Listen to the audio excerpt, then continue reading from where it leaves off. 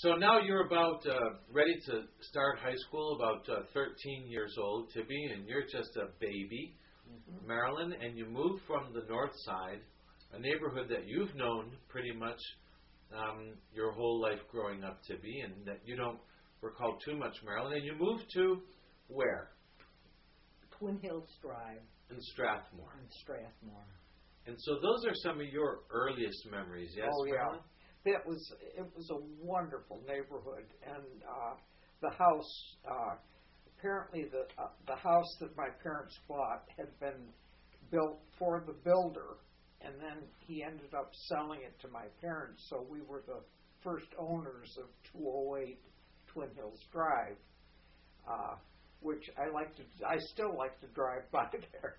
What kind of house? And it's a brick house. It has a peak on it. And then they built a house next door that's brick that is much more modern. And I always hated the fact that they put another brick house in there. And that used to be a field that I played in because they didn't build there for many a year. In fact, I think I was in high school by the time they finally put a house there. But I had wonderful playmates. And Connie Lou Tormey being one, and she is the aunt of James Tormey, and Phil, Eddie Markert, and Eddie Kelly. Notice all boys, except for Connie Lou. I never liked playing with Connie Lou because she wanted to play dolls, and I wanted to play cowboys and Indians. So if I was at her house, I had to play dolls, and if we were out, we played cowboys and Indians. And then on the back hill, it was all woods, and there was a big tree back there.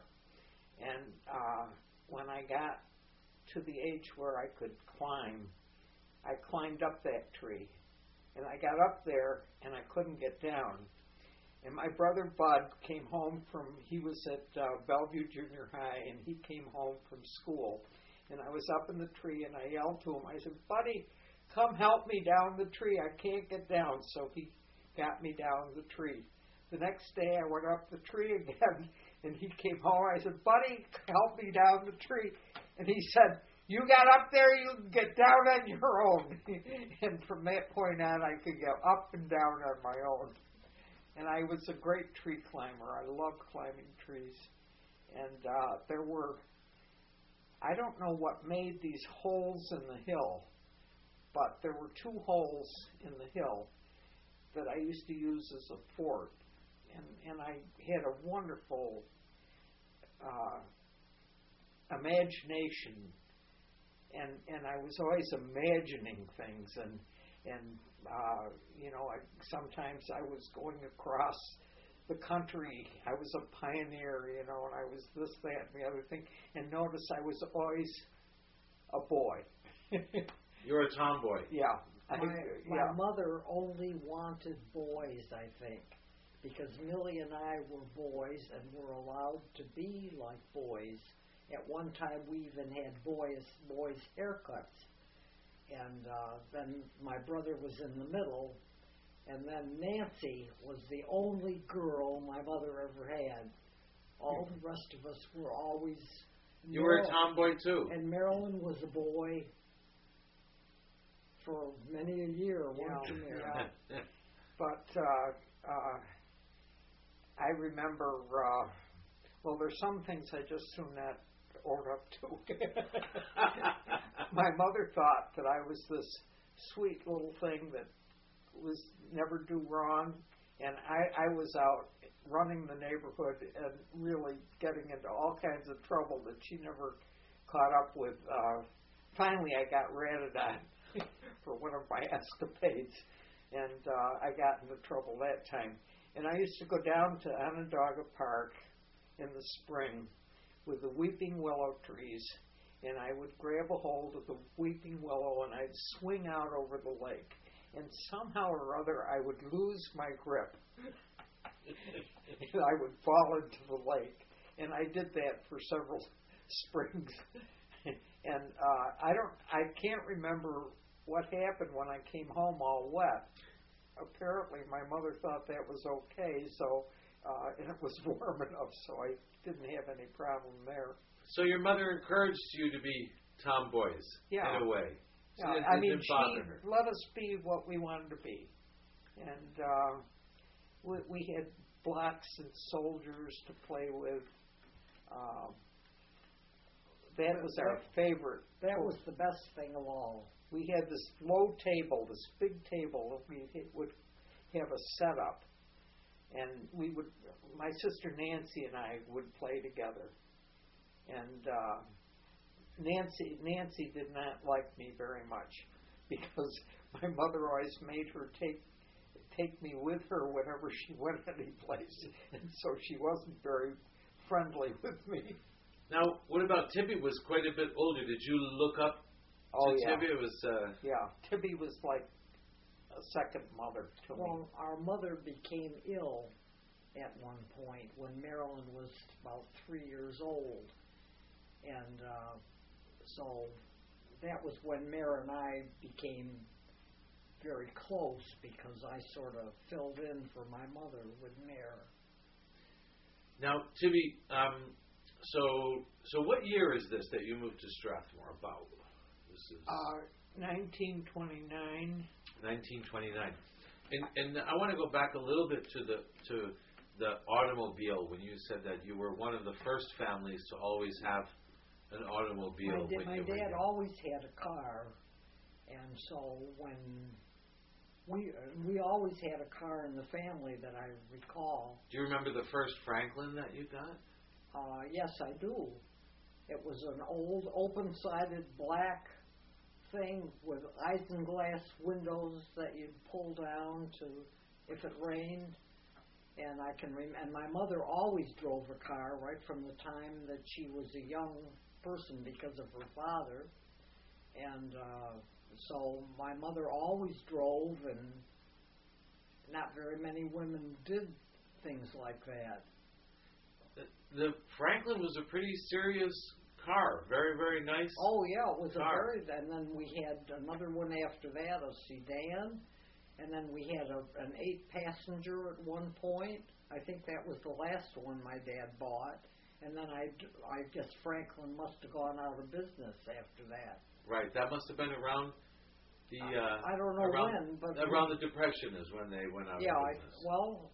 Maybe that is when they went under, but it seems to me that we lived up on Twin Hills and we were still driving a Franklin at that point. And then he got Plymouths after that. Do you remember anything about the war, the World War I? Do you remember? No, except that I know that we kids used to play Army all the time when I was a young kid. Mm-hmm.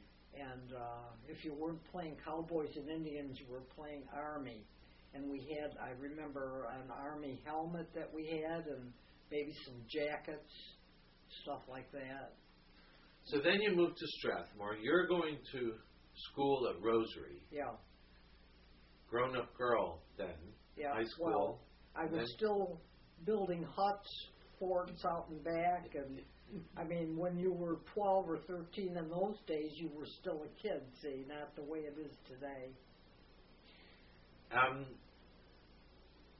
Anything else that you recall about that time, about, technology, maybe more and more people were getting cars?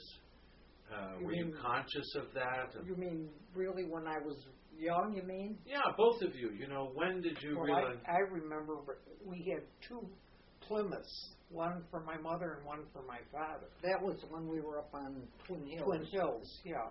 That's what I'm talking about. Yeah. But that was pretty rare, too. 2-car household. Yeah. We had a 2-car garage as well. And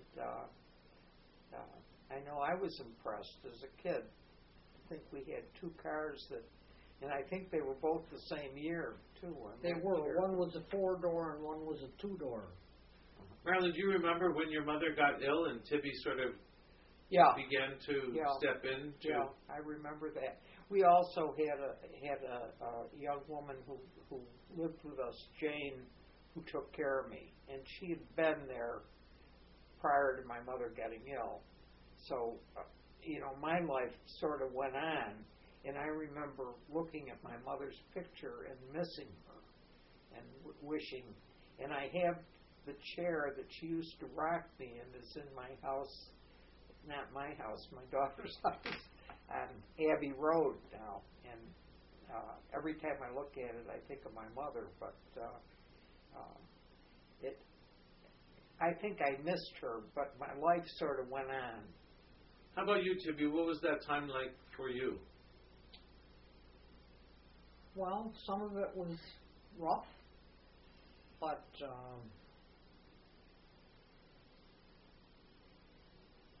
we always had people that worked for us, so that part of my life was not that much different. And she just wrote letters to Mom and stuff like that when she was away, and it was the same as ever. Just going to school, coming home, going out to play. And your dad at the time was... My dad would have to drive a lot farther to go to the cattle company every day, but that was just the same as it had ever been. Dad was the money earner, Mother was the housewife. Who was the disciplinarian? My mother. Yeah? Yeah. And so how old were you when you started sort of taking over some of the responsibility, particularly with Mare being so young? I don't think I ever really did. Do you? I don't really remember. But I always remember Tibby was always there for me. And my sister Millie was also. Millie too. I was very well taken care of. And Tibby, you and Millie were pretty close, huh? Oh, very. There's a little bit less than a year between us, and she was always my very best friend. Went to high school together at Rosary? No, we always were in different schools. Really? Yeah. Why?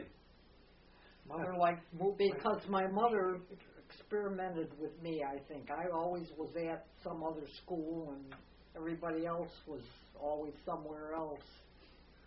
But you went to Rosary for 3 years. Yes, I did. I was the only one that ever went to the parochial schools. And I think that was because there was a big pressure on for if you were a Catholic that your kids went to Catholic schools, and so I was the one that had to go. Well, so now Millie, who was your best friend, and your sister was at what school? They went to Bellevue. And you were at the parochial school. So what were the differences between? Did you talk about the differences between the schools at the time? No, not really. But Bellevue at that time was like a private school, and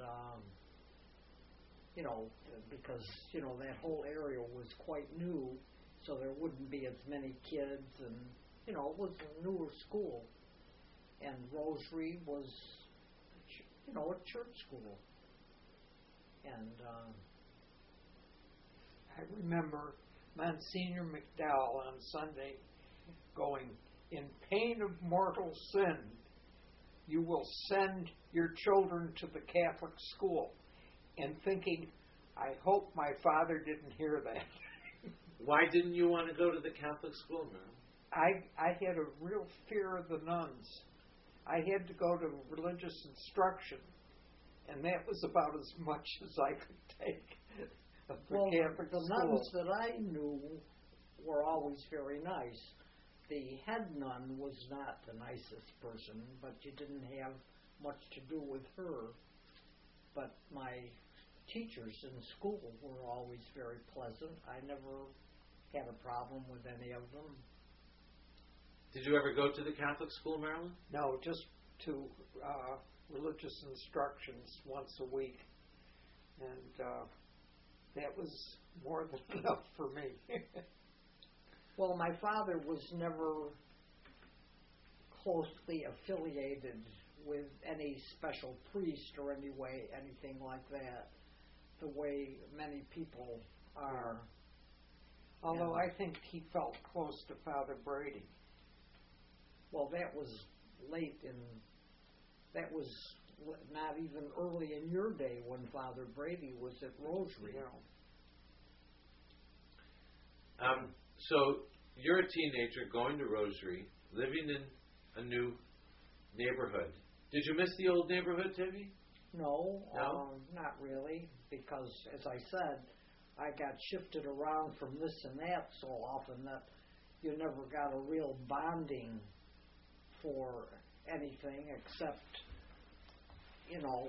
the way your life was with the few friends you had at that time. And now, obviously, you were living in a family that had some means and that were doing well. You had help in the home and you had automobiles. But not long after you moved to Strathmore, then the economy, things got tough. That happened the year before, which is I had been going for a couple of years to Goodyear Burlingame, and I had really good friends, and that was the school for me because they had a lot of art and music, and I loved it there. And because of the Depression, my dad asked me if I would mind going back into leaving Goodyear Burlingame, and, so of course you do it. And that year I went to St. John the Baptist, and but that was just for 8th grade. And then we moved up to Twin Hills, and then I went to Rosary.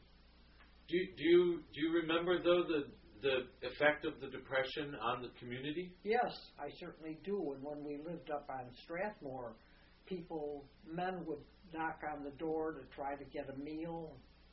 And I remember giving food to a man who came to the back door. Yeah, because as a kid, and he waited outside the screen porch. I remember it was a summertime.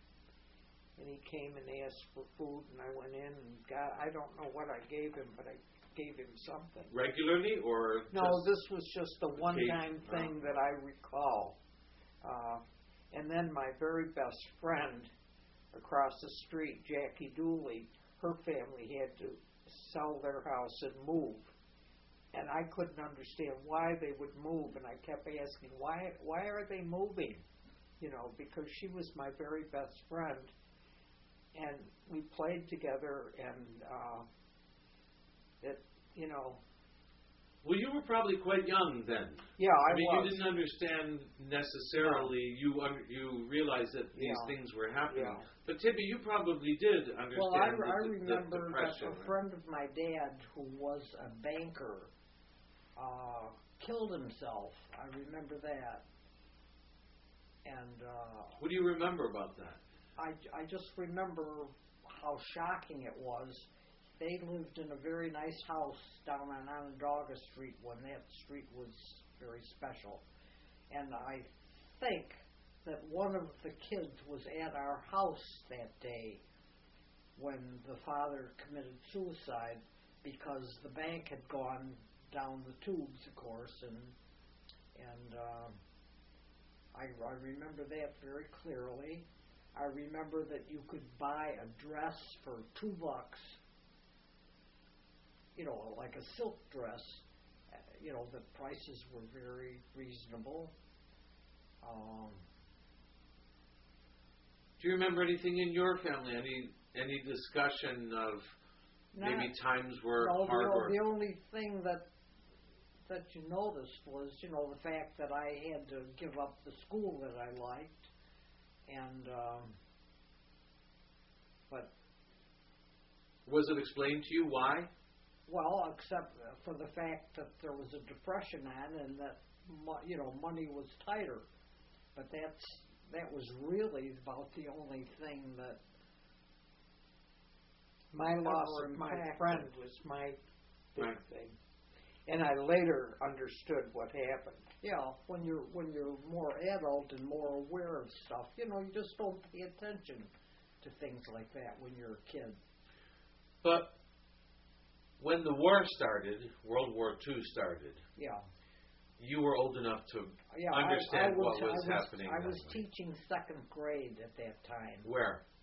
At Cherry Road School in Westvale. And what do you remember about all of that? About the war starting? Oh, I know that the teachers each had an area that they had to walk the kids home if there was an emergency. And all the boys you knew were in the service. When I remember, I had a friend who lived across the street, and we were talking. It was right before the war. We got into the war, and she said to me, "Don't worry," she said. If we get into the war, the Filipinos will come and protect us." And I was counting on the Filipinos protecting us. Who would say that? That was. I'm trying to think of her name now. I can't think of her name. I never heard of anything like that before. You must have had a radio. We all had radios in our bedrooms. Did Can you believe that? I didn't. We never. Well, did. You didn't. I did. See, Millie and Nancy were brought up entirely differently. Not Millie and Nancy, Mary and Nancy. Millie and Bud and I were brought up very differently from the way the other two kids were. How so? Explain that. It was just a different time, and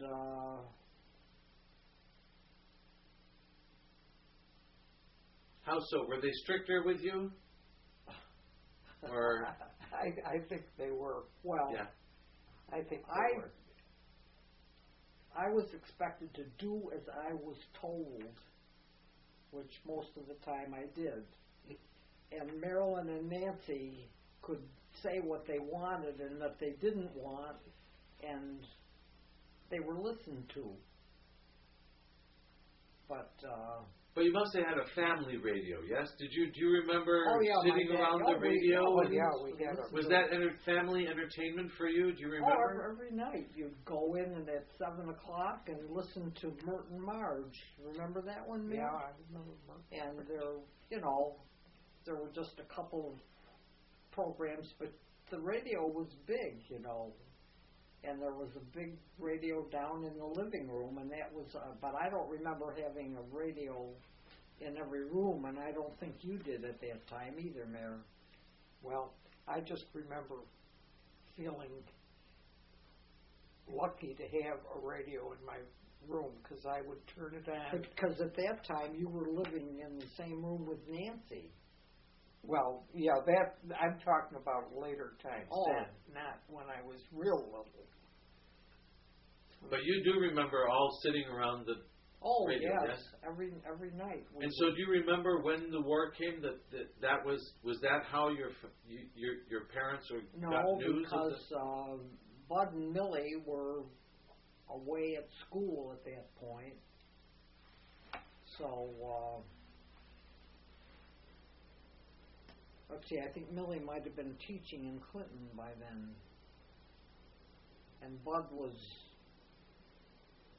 once he went away to school and everything, he never was really home that much after that. He went to Amherst at that time, and in the summertime he'd always be off here and there.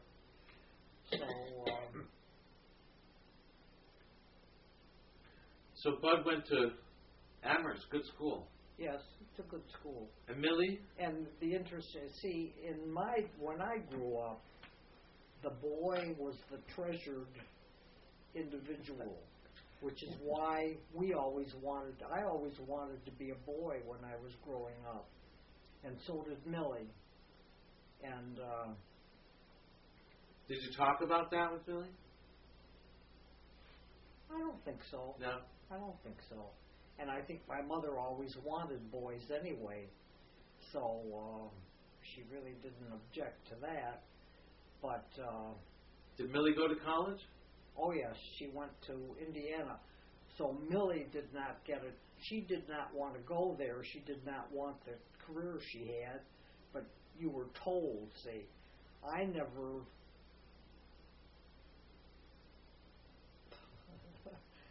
I graduated from high school when I was too young.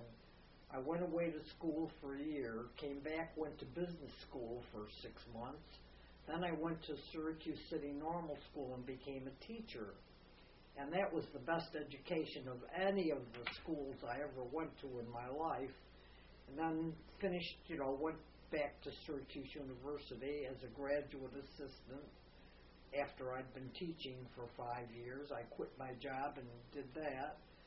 And then I got married. And then when my older son was about 12, I went back to teaching again. And then had 3 or 4 different careers after that. So well, let me go back a little bit. Then I want to follow through with those. But you said the best education you got was where? At Syracuse City Normal School. Why? They had the best teachers I ever had in my life. You had tons of hands-on teaching experience before you went out on your own. So Syracuse City Normal School was a school for teachers. And it didn't cost a cent. You didn't have to, there was no fee for going there. And did you get a certificate then that allowed you to teach? Oh, sure. And what did you teach, Tibby? I taught 2nd grade when I first taught. When I went back after being married for 13 years, I taught 8th grade. Then I was school librarian because I had training there. I set up a whole library for the school system. Then I... what school? Cherry Road again. Okay. And then when I got my master's, when I was the graduate assistant, I went on and got a master's at the same time. And I majored in psychology, so that when the state began for the handicapped kids, which, learning disabilities, I was on the pilot program for that for 3 years, and then the school district took it over after that, and it's developed into a huge thing today. So I've had a lot of different experiences. And then I quit that job after 10 years and went and became a ceramic artist. And I never thought that would take off, and that turned out to be another whole career and lasted for 30 years. So, and I didn't quit that till I was 91 when I was getting blind, see. So I've had a lot of wonderful experiences and people and things. She couldn't see what she was doing, and I always said to her, I could see some. Well, you could see. It got even better after you were there. Well, the nice thing about it was that I had experienced so much. I taught at SU and stuff like that, and because of being connected with SU, I could try out all these ideas I had, and that was what was exciting. Tibby, you said that you didn't, when you first went into the profession that you first went into, you didn't want that. You didn't choose that. Oh no! Well, I wanted to be an artist when I was 16. Okay. And but I was too young to go to New York City, and I really was. And that was when I went to business school for 6 months, and then I went to normal school from there. And I loved being a teacher, and I never had a year that I didn't like all my experiences in teaching. It was wonderful. Marilyn, when Tibby went away to school, did you know? I mean, was that you were? I missed my sisters and my brother, and then I had to deal with my sister Nancy, who hated me. But by that time, I was running loose in the Strathmore section, so I wasn't home a heck of a lot. and I was starting fires and doing all kinds of things and roller skating and just having a wonderful time. Mary had a life more like Millie's and mine. Nancy was always mother's little flower. Well, Nancy told me that they found me in the city dump in a tomato can, and she was found in a rose. And I believed her when she told me this. I was young enough to believe her, and I always thought of myself as being not all that, all that cute or anything. So, Tibby, you and Millie must have left home roughly around the same time because you were so close in age to go to school. They went to Dean Academy together. Oh, okay. All three of them. Yeah. Oh, all three of them. And we went there because this friend of my mother's thought that Bud, which was true, was needed to get out of the family environment of being this perfect individual, see.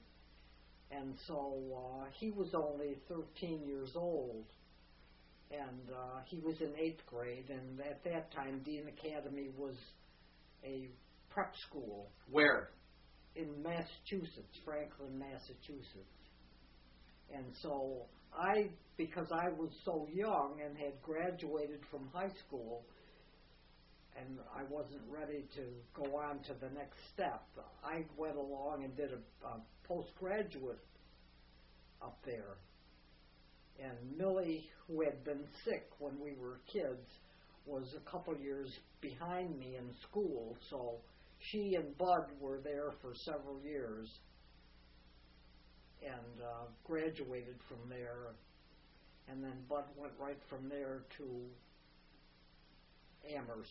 So tell me a little bit about that time when you were all. Did you see each other regularly there? Oh yeah, it was we'd see each other like at mealtime. We sat at the same table, and it was a co-ed school. But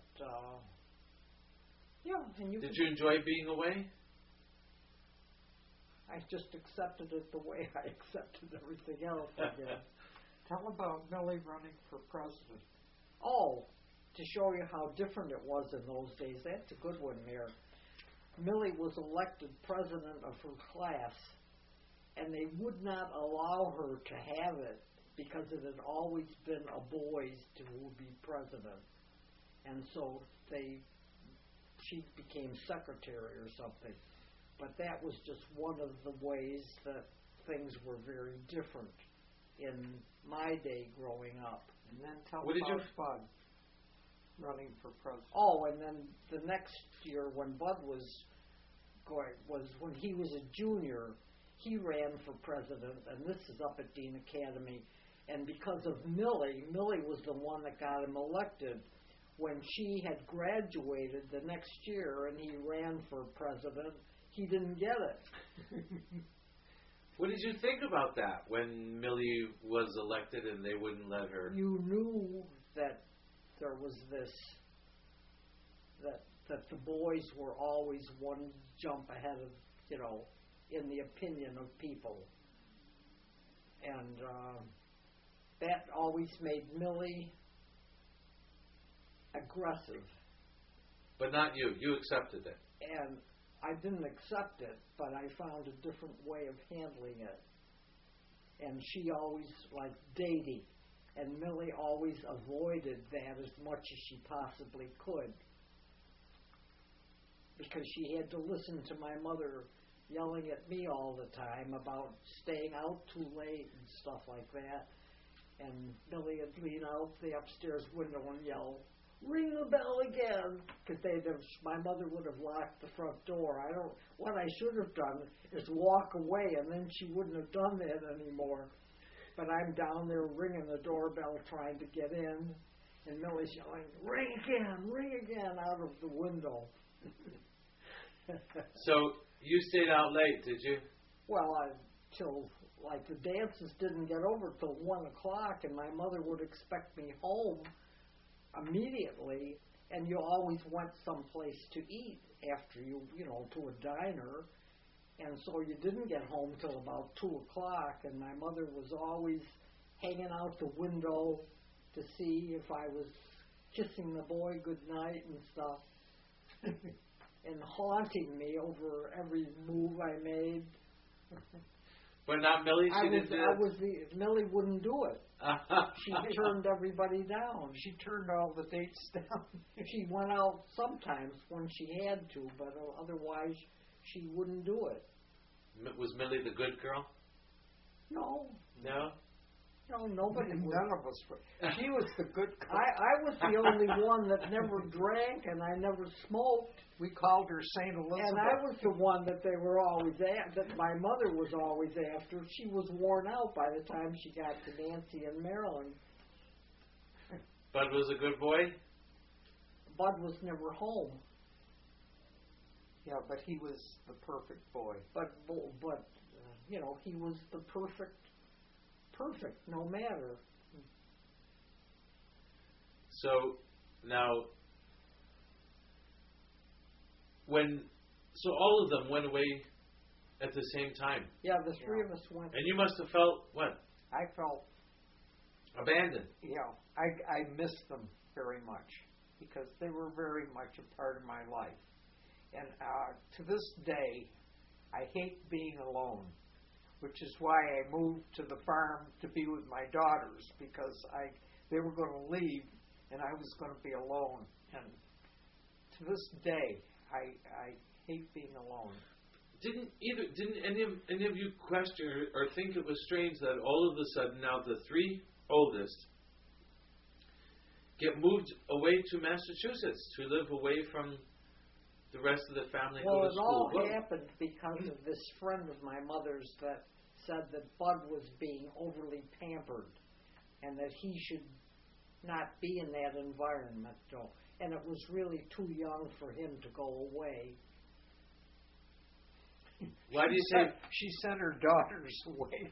And we went keep track of Bud. Oh, really? I went. No, she didn't do I'm it for kidding. that reason. I know you are, but. So who was Bud being pampered by? My mother.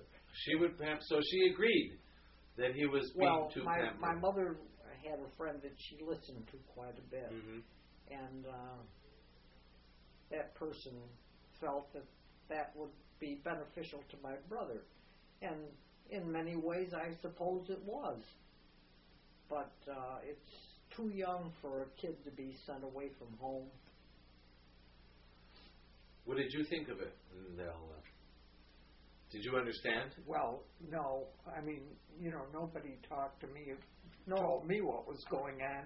All of a sudden, they were gone. Nobody ever talked to anybody. Yeah. Nobody ever talked to us about anything. You just did what you were told to do.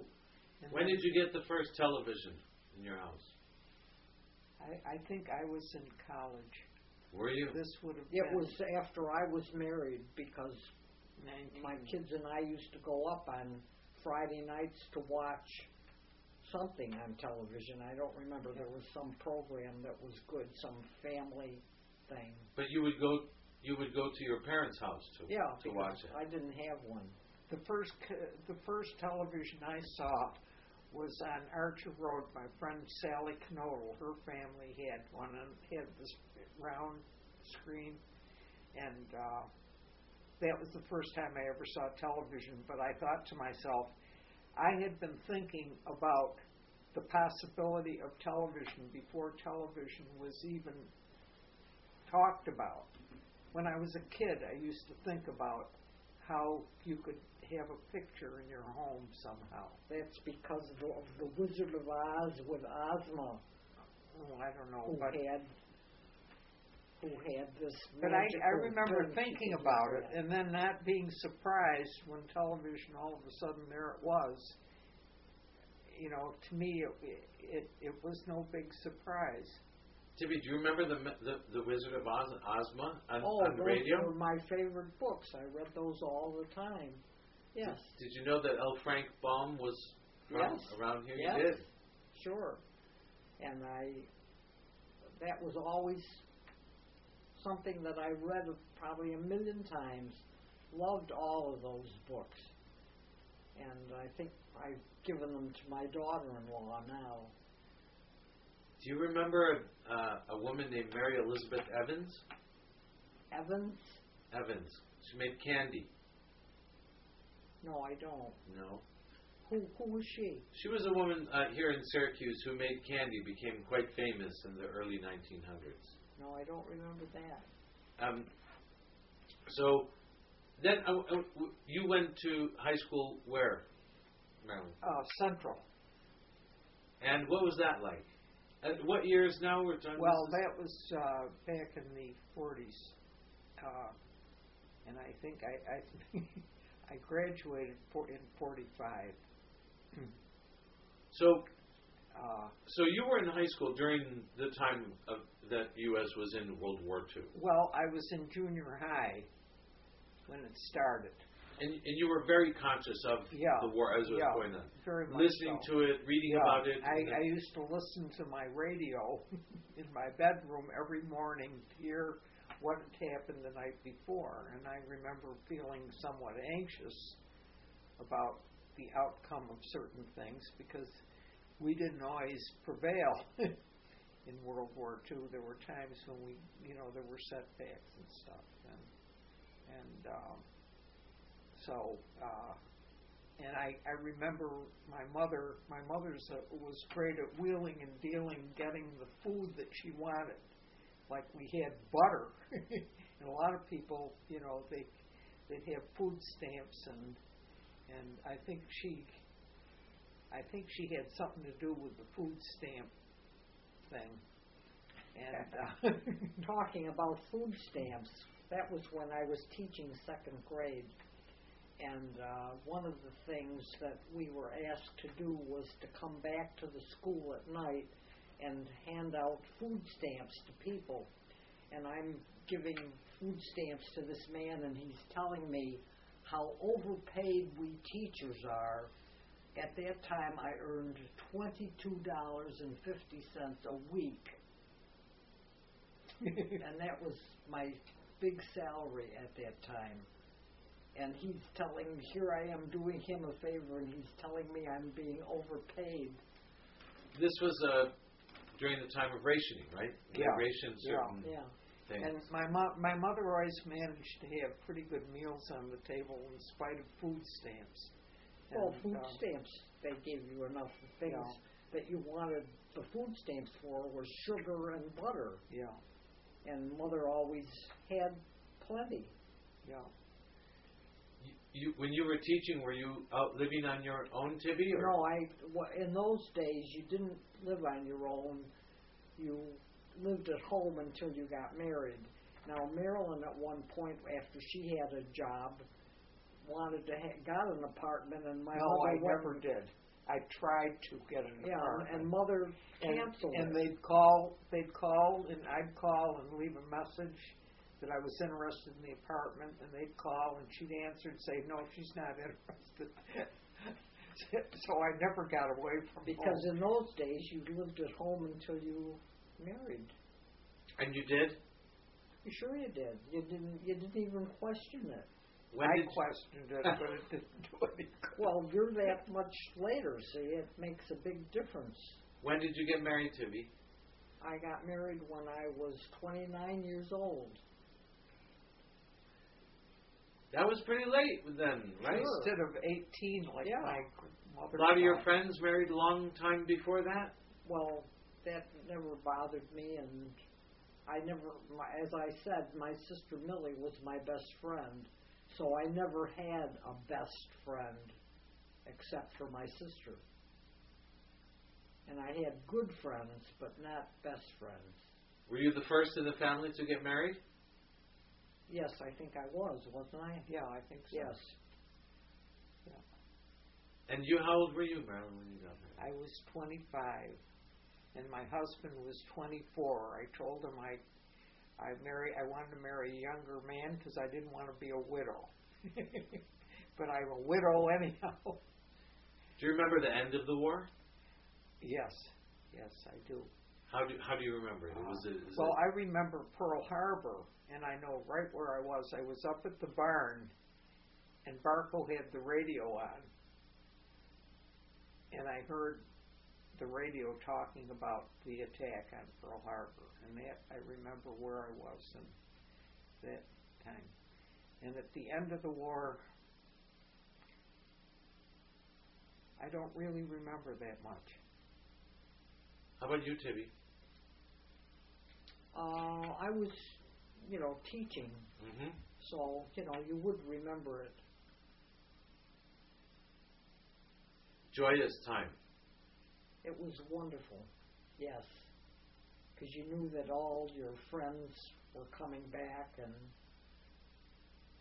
I was still waiting for the Filipinos to come rescue us. So, tell me when you went to college. Well, I took a year off before I went to college. I took a physics course at Central High, and then I went up to University College and took a Spanish course and some other course. I've forgotten what it was. And then I went to Mexico with my parents to visit my uncle who owned Willem Balmer. We never got that far in our candle stuff. We will. And we were there we drove across the country and stopped at every possible museum there was. My mother was big on museums. My sister Nancy got so sick of museums. So was Dad. She would refuse to go in. But I always went into the museums, and then we stayed in Mexico and had a wonderful time there. And I ended up riding taking a lesson from a Mexican Olympic rider on one of his Olympic horses, and I jumped this horse. And I remember how thrilled I was riding this horse because all I had to do was stay with him. He took me, When did you start riding? I think I started riding when I was about 5. Really? Yeah. Here? Yeah, with my brother-in-law. He wasn't my brother-in-law then. No, he was just... That was when I first met him, when I was 16. One of my friends, Jim McGraw, and I used to work together, and he kept urging me to come and meet this friend of his that had the horses, and that was when we all began. So I knew him for something like 8 or 9 years before